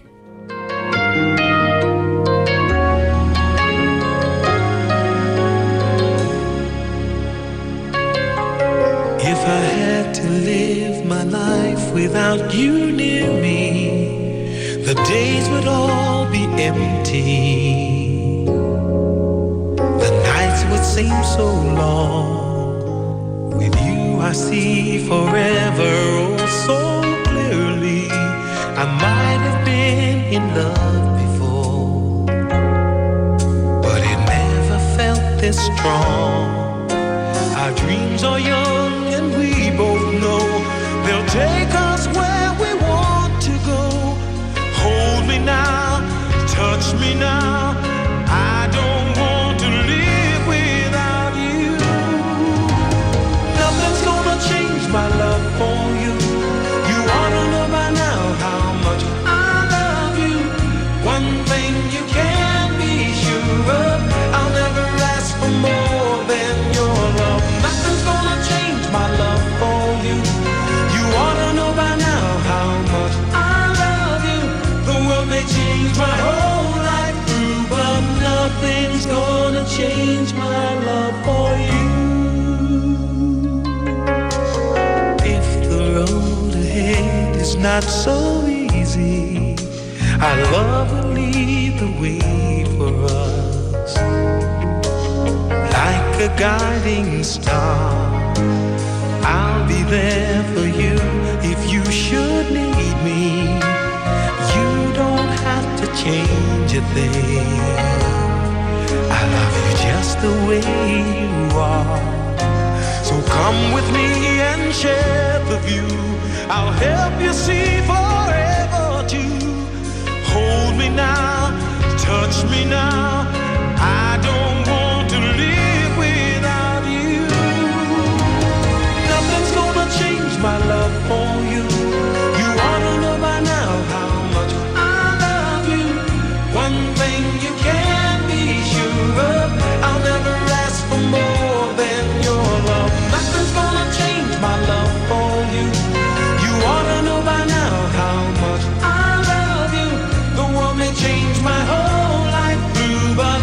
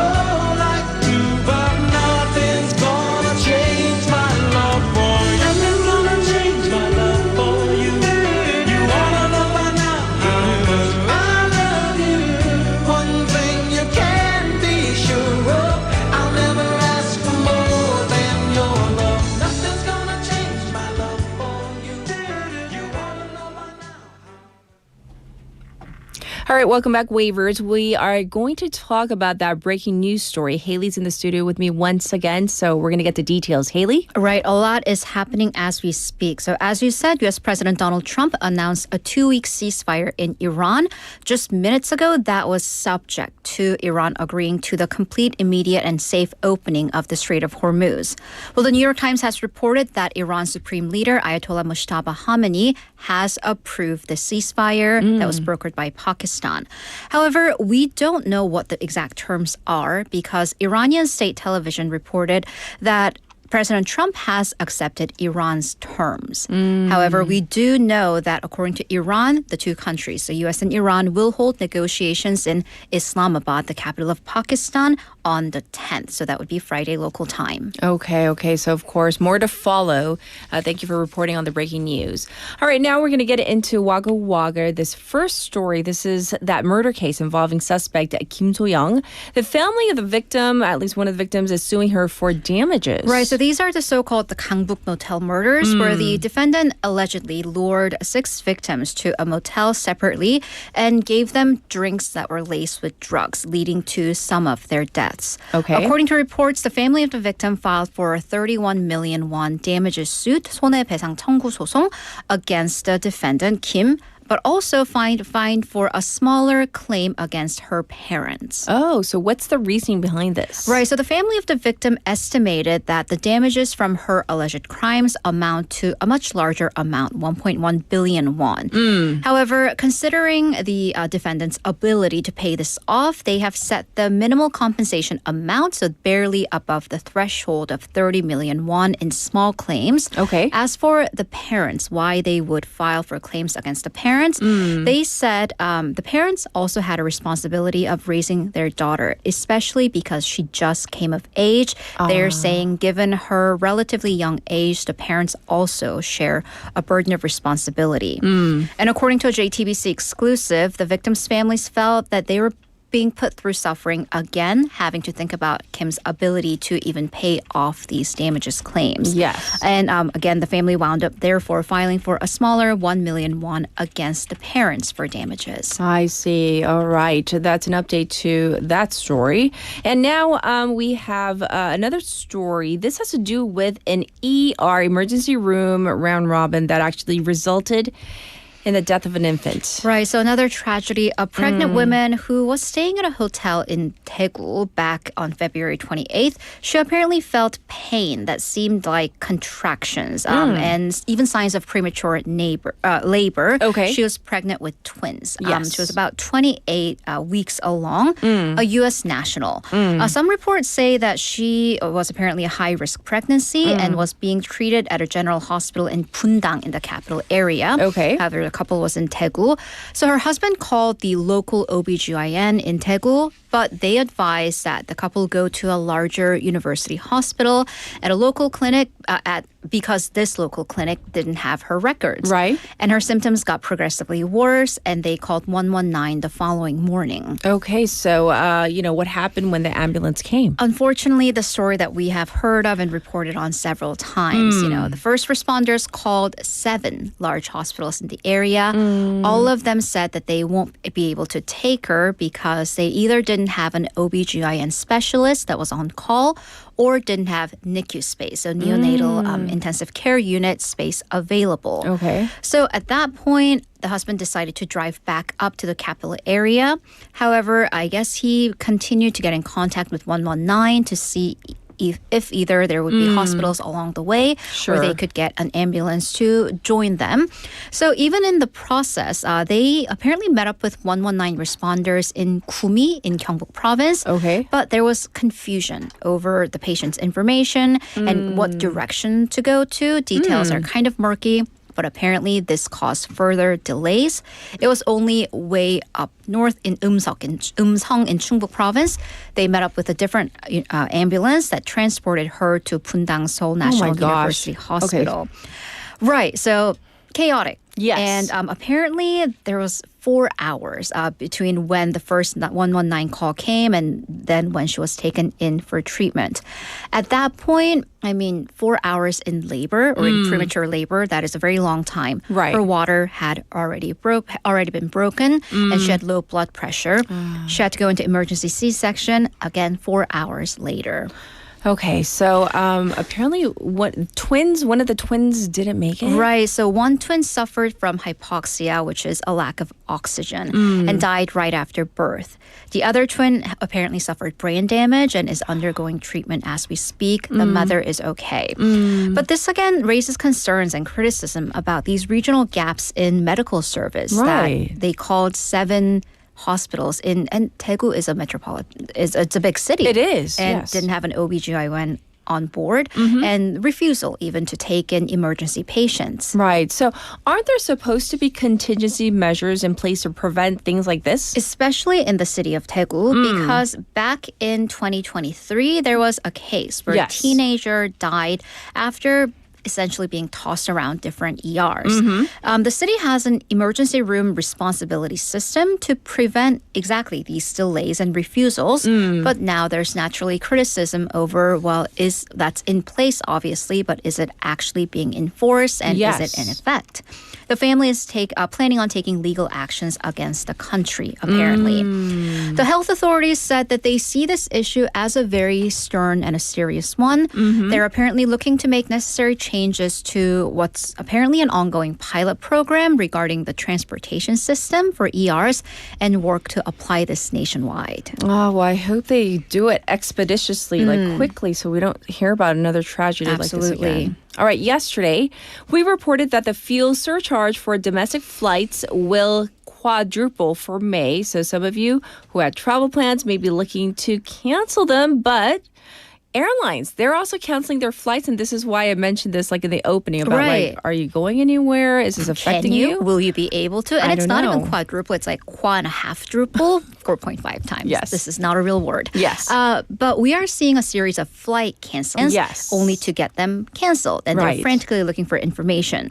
So as you said, air routes and flights are getting canceled several weeks in advance as a result of the impact from the war in the Middle East. Yes, and of course this has to do with the increase in fuel prices. Right. So jet fuel, aviation fuel is way more expensive than regular fuel that we see at gas stations. Right. According to the International Air Transport Association, the IATA, as of the end of March, the average aviation fuel came to $195.19 per barrel. That's double the amount from what it was right before the war. Right. And when it comes to an airline's operational cost, fuel accounts for about 30%. So it's huge. Yes. So yes, they did increase the fuel surcharge, so customers are bearing that burden. But unless that airplane is 100% full, will airlines be able to break even? Are they actually losing money by flying these planes? Those are kind of the considerations going in behind the call to cancel the flight. Yes. So as you said, it is starting with low-cost carriers, LCCs. AirOK canceled several international flights out of Cheongju Airport between April and June. So again, it's not just for this month. It's even a couple months out. Okay. Air Busan canceled some flights to Da Nang, Cebu, and Guam. Even Asiana Airlines, so not an LCC, canceled some of its flights between April and May. Yes, and of course, this is a concern for airlines, but the customers, the consumers, the traveler, this is a big hassle. Right. I'm not too concerned about corporations. What about the consumers? Because it is expensive. Of course, you are likely going to get the full refund for the airplane that was canceled. However, there's another issue, though. If you booked that the ticket directly on the airline's website, that's a direct transaction. Okay. But what if you use a third-party platform? Yes. Yeah, there are commission fees, the middleman fees you're still going to have to pay. Also, if it is getting redirected, it might take up to 6 months, apparently. And that is a limbo as you're waiting for your ticket prices to come back in. Also, yes, you can get a refund on the ticket, but what about everything else? We're talking hotels. Car rentals and other activities. I mean, if you're going to go scuba diving, all that. Because here's the thing.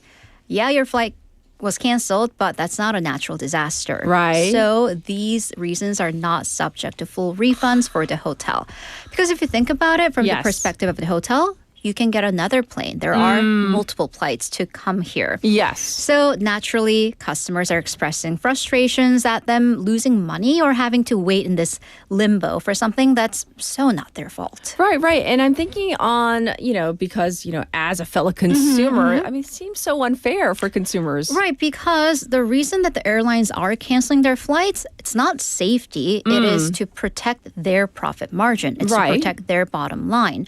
So it seems unfair for the airlines to dump their financial burden onto the customers, and realistically, not much that can be done for the customers. Right. So here's the thing. Under the Montreal Convention on Airline Liability, as long as the airline took all reasonable action, they're not liable to pay damages. So pray tell. What is reasonable? Exactly. Right. Offering refunds, offering alternative flights that are maybe within their own airline. Right. But the thing about, and here's just my 2 cents about Korean vacations, we go on 3박 5일. We really pack that vacation in. Oh, yeah. So I need to leave on that day at that time. Next day's flight isn't going to cut it because that's really cutting down on my vacation. Yes. So overall, experts are calling for the government to more actively manage these one-sided cancellations, especially because it is a corporate promise and credibility for airlines. That's true. All right, now for our final story. This is very much related to our text topic, and a cross-generational friendship. Right, so a significant age gap, a 3-year-old and a grandpa. Ooh. Not his grandpa, but a random grandpa. This is a viral 9-second video on TikTok that's garnered over 1 million views. So this child was with his mom at a restaurant, saw this elderly gentleman eating alone, and asked, why is he where are his kids? The mom said, probably all grown up. So this child promptly goes up to him, plops down, and they start chatting. And this apparently is an emblematic and exemplary scene of coexisting across different generations, because experts say that these kind of interactions are important both for the elderly and children for their emotional development. Right. Because if you think about it from an elder's perspective, they're grown-up children. They leave home. They're less likely to go out and socialize and less likely to feel motivated to get out of this isolation. So outside intervention is important. Well, what a great story to end it on. So we are going to actually wrap things up for today. Thanks for all the Woggly news plus the breaking news as well. We'll check in with you tomorrow. Thank you, Haley. Have a great day. All right, we are going to take a short song break. This is You've Got a Friend in Me by Michael Bublé.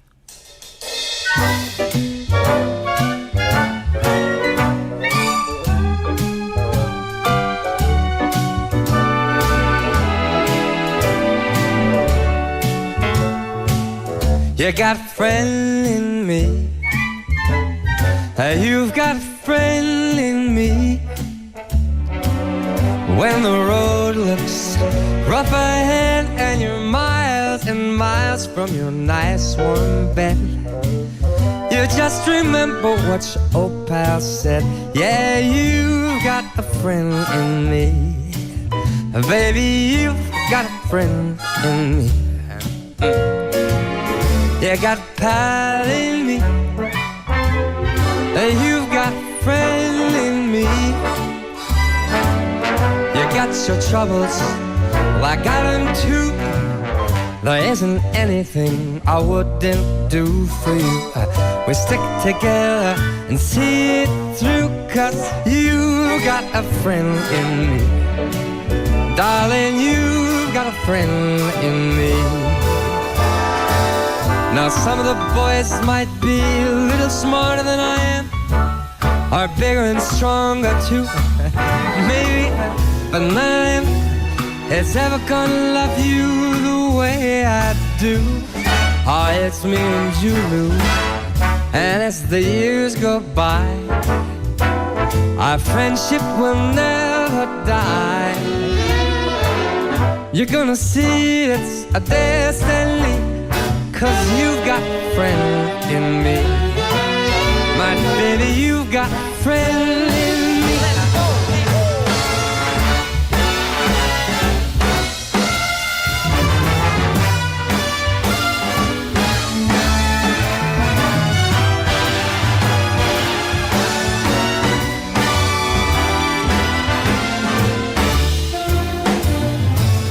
Now some of the boys might be a little smarter than I am, bigger and stronger too. Maybe none of them is ever gonna love you the way I do.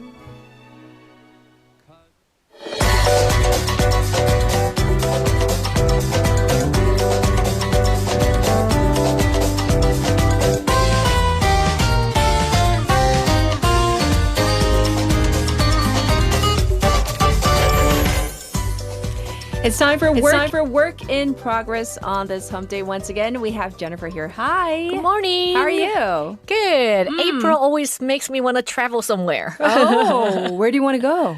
Oh, anywhere nearby, but and things are so expensive these days. That's true. That's true. So and we all have tight budget.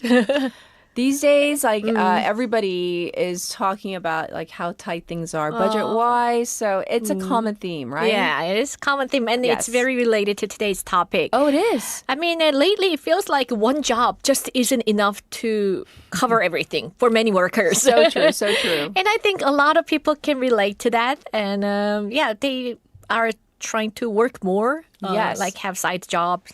It's definitely difficult navigating, finances. And like you say, I think many people are feeling this right now. And then there's data to support that. A recent survey found that over half of workers, about 56%, believe their salary alone isn't enough to cover both their current living expenses and their future needs. Right, and I'm sure right. it's much more than 56%. I was going to say only 56% because I'm in that 56, but like I feel like really just half of us feel that way. Oh, it's I don't know. never enough. And so tell us more about this. Yeah, and that's interesting. And what's interesting is that this feeling is even stronger among certain groups like non-regular workers, non-office workers, and employees in smaller companies. Right. So it's not evenly distributed, right? 근데 제가 아는 그 대기업에 다니는 사람들도 다 이렇게 느끼는 것 같아요. 아, 진짜요? Because they have like much bigger salaries. Yeah, but especially like particularly in very Yes. small companies, over 60% of workers said their income is not sufficient. Right. And like so many people, I'm sure, maybe they feel like they're living month to month, right? You know when your payday is. And then you feel like 약간 살짝 스쳐 지나가는 바람처럼. Like you get your 월급 and then but you have bills to pay, right? And then even if you're like you have like small minor investments, 그것도 다달이 뭐 해야 되고 the extra And insurance. sometimes it's minus. You're not always gaining money. 그렇죠. 슬픕니다. And then like when do you like even start saving for retirement? And for those who are single who really want to get married, right? Like when do you like how do you like you set a separate like account for that? It's like so difficult. There are so many bills to pay, insurance 너무 bill 싫어요. and 네. everything. Yeah. Yes. Another report shows that the number of workers taking on second job, especially in small and mid-sized companies, has been rising quite quickly. So how significant is that increase though? It's grown by over 30% in just a few years. Oh, okay. And what's particularly notable is that even full-time permanent employees are now taking on additional work. Wow. So this is not just like a temporary or like part-time issue or like, I'm an intern, so I'm going to do this on the side. It's nothing like that anymore. No, it's not about like freelancing. It's about full-time workers. It's becoming part of how people structure their income. Wow. So that feels like quite a shift away from like the traditional idea of employment, like, going and working for a company for like 30 years at the same company, working 9 to 5 or 9 to 6 or whatever the hours are. It's so different. Yeah, in the past, a stable full-time job was generally seen as enough for living and planning ahead. Right. But that assumption is starting to break down, right? Yeah, exactly. And even people with the stable jobs are starting to feel that one income stream isn't enough. I'm sure many people feel this. And these so-called, side jobs are becoming much more common and in some cases, almost necessary, right? Yeah. Are there different reasons for this, though? Yeah, for some it's about covering basic expenses, Right. especially things like housing, childcare, and even private education costs. And you know how much that costs. I hear that like all the time. Seriously? Yeah. And for others, it's about building financial security or preparing for uncertainty. And for some people, they just want to enjoy life more than others. Yes. And perhaps also having maybe more control and enjoying more. Maybe, being able to afford like a nicer meal out. Like even just for once a month. You're going to have a side job. Or overseas travel. That sounds so good. Yeah. But I am curious, if you already have a full-time job, is it okay? Like, are you allowed to take another job? That's a good question. It really depends on the country and the size of your company and the regulations. Right. In many cases, it's not illegal, but there may be restrictions in employment contracts. Right. Like when I signed my contract with my school, they in the contract, it was like very precise. Like they don't want me, teaching for somebody else or doing side jobs related to teaching. And so I got written permission from the school to actually even be on radio.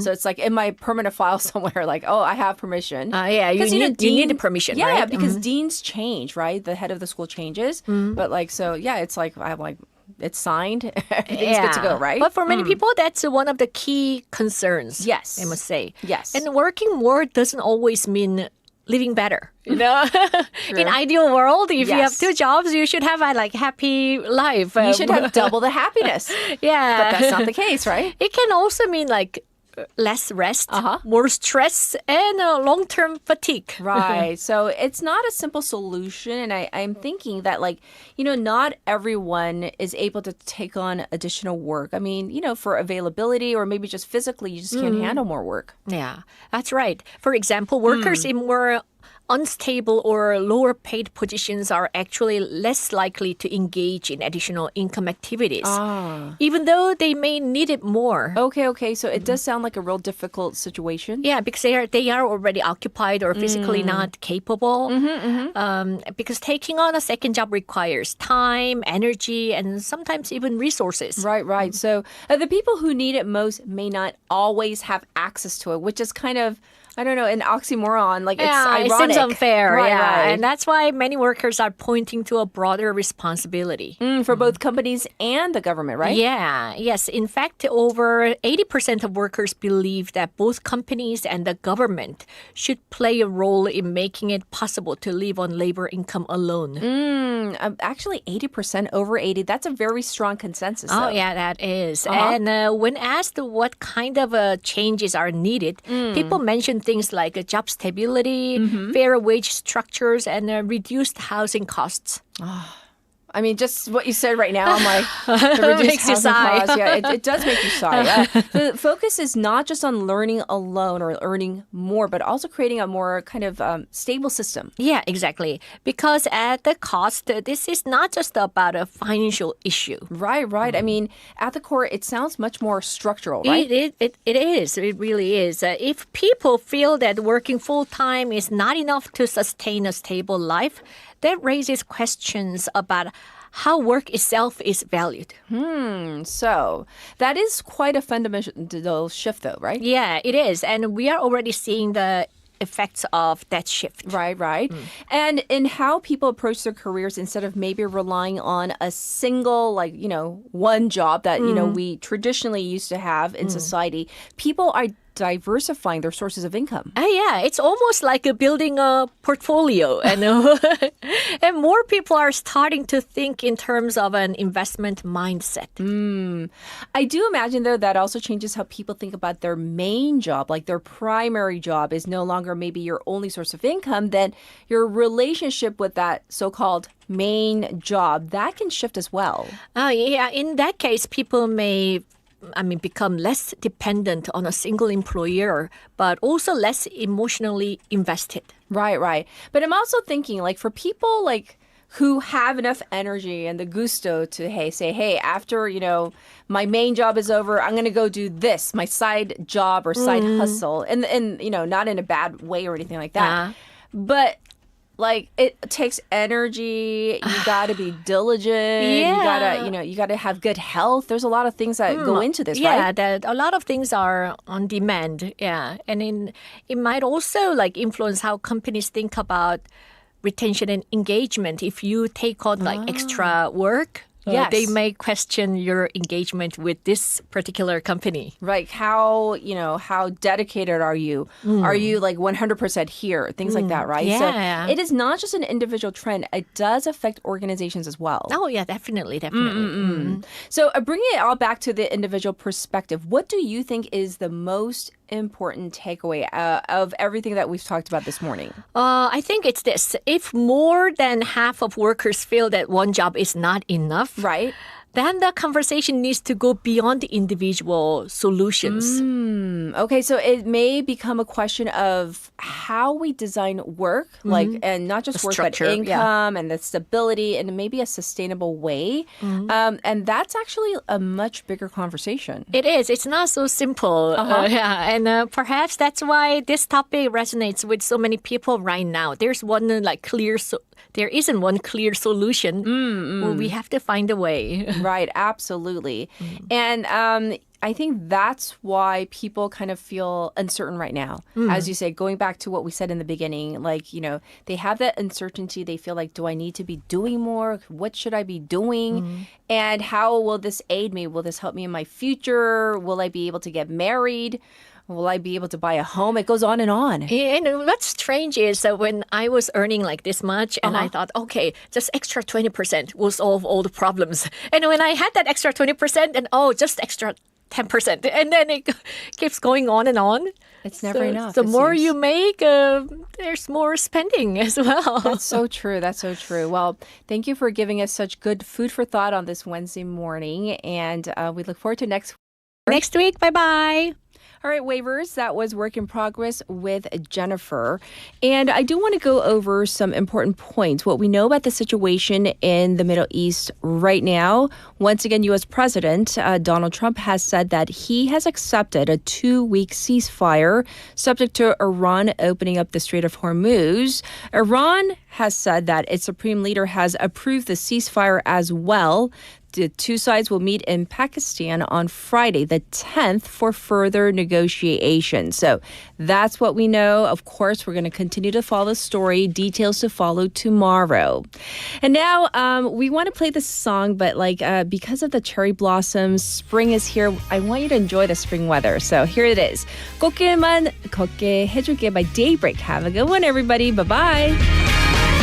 딱 걸렸어 날 보는 내 눈빛이 무심한 척 잘 숨겨왔었는데 oh yeah 너 때문에 잠도 못 자고 너 때문에 밤새 설레는데 이제는 솔직히 말해 길만 걷게 해줄게 네 맘에 쏟게 할게 널 알게 된 순간부터 내 머릿속엔 온통 너뿐이야 항상 널 웃게 해줄게 오랫동안 느껴왔어 누구보다 딱딱 떨어지는 우리 딱 알겠어 날 보는 네 눈빛이 혹시 너도 바라고 있던 거야 나 때문에 잠 못 들지 마 나 때문에 고민하지도 마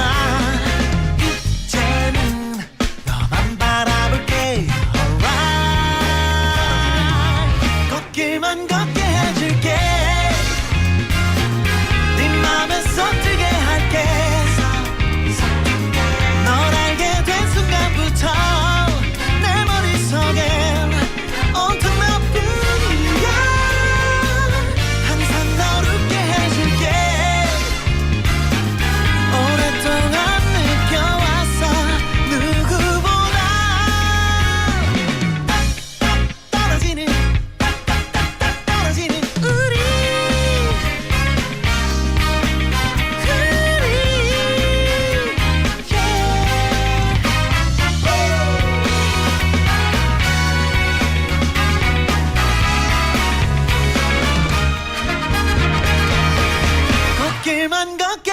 내게